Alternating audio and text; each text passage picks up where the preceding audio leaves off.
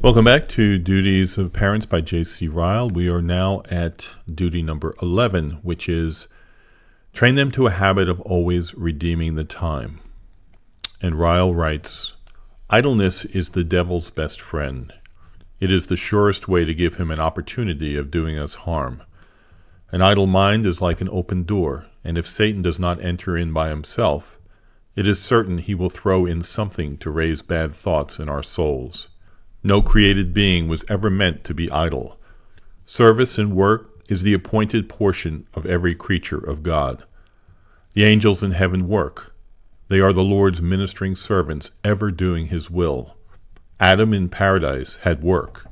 He was appointed to dress the garden and to keep it. The redeemed saints in glory will have work. They rest not day and night, singing praise and glory to him who bought them. And man, weak, sinful man, must have something to do, or else his soul will soon get into an unhealthy state. We must have our hands filled and our minds occupied with something, or else our imaginations will soon ferment and breed mischief. And what is true of us is true of our children too. Alas indeed, for the man that has nothing to do. The Jews thought idleness a positive sin. It was a law of theirs that every man should bring up his son to some useful trade, and they were right. They knew the heart of man better than some of us appear to do. Idleness made Sodom what she was. This was the iniquity of thy sister Sodom. Pride, fullness of bread, and abundance of idleness was in her. Ezekiel 16:49. Idleness had much to do with David's awful sin with the wife of Uriah. I see in 2 Samuel 11 that Joab went out to war against Ammon, but David tarried still at Jerusalem. Was not that idle? And then it was that he saw Bathsheba, and the next step we read of his tremendous and miserable fall. Verily, I believe that idleness has led to more sin than almost any other habit that I could name. I suspect it is the mother of many a work of the flesh, the mother of adultery, fornication, drunkenness, and many other deeds of darkness that I have not time to name. Let your own conscience say whether or not I speak the truth. You were idle, and once the devil knocked at the door and came in. And indeed I do not wonder. Everything in the world around us seems to teach the same lesson. It is the still water which becomes stagnant and impure. The running, moving streams are always clear. If you have steam machinery, you must work it, or it soon gets out of order. If you have a horse, you must exercise him. He is never so well as when he has regular work. If you would have good bodily health yourself, you must take exercise. If you always sit still, your body is sure at length to complain. And just so it is with the soul. The active, moving mind is a hard mark for the devil to shoot at. Try to be always full of useful employment, and thus your enemy will find it difficult to get room to sow tares. Reader, I ask that you set these things before the minds of your children. Teach them the value of time, and try to make them learn the habit of using it well. It pains me to see children idling over what they have in hand, whatever it may be. I love to see them active and industrious and giving their whole heart to what they do, giving their whole heart to lessons when they have to learn, giving their whole heart even to their amusements when they go to play. But if you love them well, let idleness be counted as a sin in your family. The next duty of parents, number 12, is to train them with a constant fear of overindulgence. This is the one point of all on which you have most need to be on your guard. It is natural to be tender and affectionate toward your own flesh and blood, and it is the excess of this very tenderness and affection which you have to fear. Take heed that it does not make you blind to your children's faults and deaf to all advice about them. Take heed lest it make you overlook bad conduct rather than have the pain of inflicting punishment and correction. I know well that punishment and correction are disagreeable things. Nothing is more unpleasant than giving pain to those we love and calling forth their tears. But so long as hearts are what hearts are, it is vain to suppose, as a general rule, that children can ever be brought up without correction. Spoiling is a very expressive word, and sadly full of meaning. Now it is the shortest way to spoil children to let them have their own way, to allow them to do wrong and not punish them for it. Believe me, you must not do it, whatever pain it may cost you, unless you wish to ruin your children's souls. The following proverbs instruct us. He that spares his rod hates his son, but he that loves him chastens him at times. It's Proverbs 13. Chasten thy son while there is hope, and let not thy soul spare for his crying. Proverbs 19. Foolishness is bound in the heart of a child, but the rod of correction shall drive it from him. Proverbs 22. Withhold not correction from the child, for if thou beatest him with the rod, he shall not die.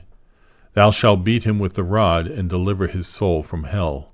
Proverbs 23. The rod and reproof give wisdom, but a child left to himself bringeth his mother to shame. Correct thy son, and he shall give thee rest. Yes, he shall give you delight of your soul. It's Proverbs 29. How strong and forcible are these texts! How melancholy is the fact that in many Christian families they seem almost unknown. Their children need reproof, but it is hardly ever given. They need correction, but it is hardly ever employed. And yet this book of Proverbs is not obsolete and unfit for Christians. It is given by inspiration of God and profitable. It is given for our learning, even as the epistles to the Romans and Ephesians. Surely the believer who brings up his children without attention to its counsel is making himself wise above that which is written, and greatly errs.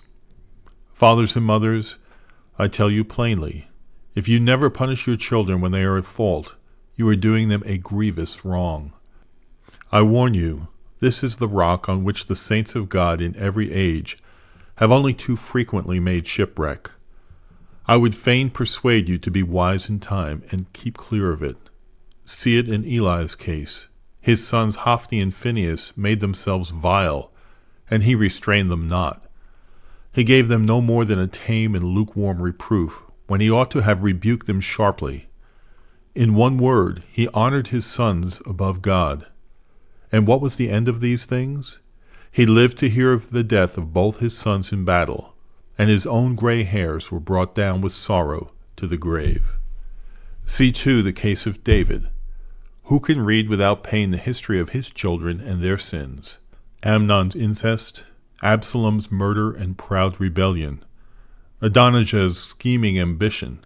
Truly these were grievous wounds for the man after God's own heart to receive from his own house. But was there no fault on his side? I fear there can be no doubt there was. I find a clue to it all in the account of Adonijah in 1 Kings 1:6.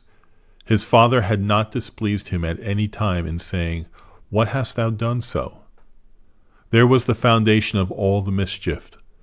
David was an overindulgent father, a father who let his children have their own way, and he reaped according as he had sown.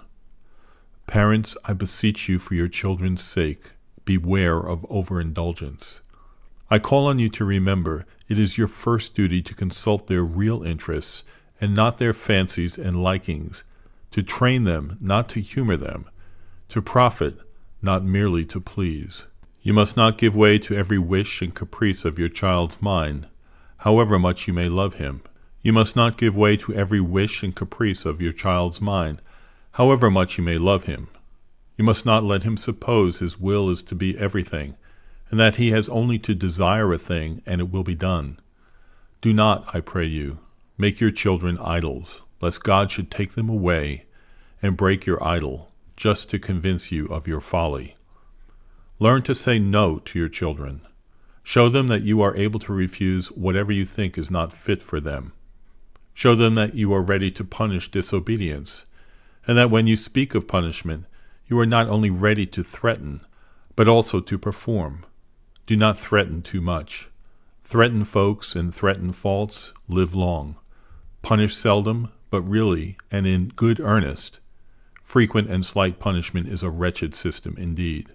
Beware of letting small faults pass unnoticed under the idea it is a little one. There are no little things in training children. All are important. Little weeds need plucking up as much as any. Leave them alone, and they will soon be great. Reader, If there be any point which deserves your attention, believe me, it is this one. It is one that will give you trouble, I know.